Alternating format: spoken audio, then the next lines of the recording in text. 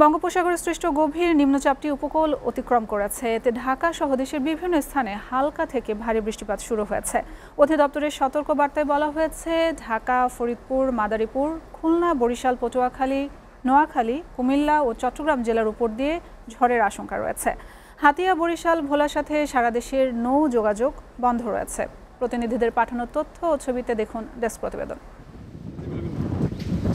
বঙ্গোপসাগরে সৃষ্ট লঘুচাপের প্রভাবে নোয়াখালীতে বৃষ্টি ও ঝোড়ো হাওয়া বইছে।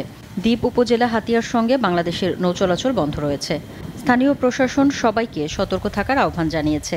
অতিরিক্ত জোয়ারের পানি ঢুকতে শুরু করেছে নিঝুম দ্বীপের বিভিন্ন এলাকায়। দুর্ভোগে পড়েছে মানুষ ও জাতীয় উদ্যানের বনের হরিণ।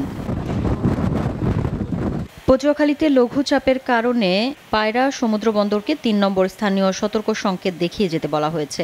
এদিকে জেলার বিভিন্ন উপজেলায় দমকা সহ ঝোড়ো হাওয়া বইছে।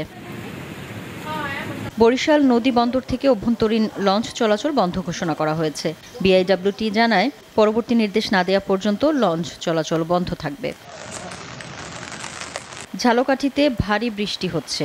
সুগন্ধা ও বিষখালী নদীতে স্বাভাবিকের চেয়ে 2 ফুট উচ্চতা দিয়ে জোয়ারের পানি প্রবাহিত হচ্ছে। দুর্ভোগে পড়েছেন সাধারণ মানুষ। বিভিন্ন স্থানে পানি জমে সৃষ্টি হয়েছে জলাবদ্ধতা।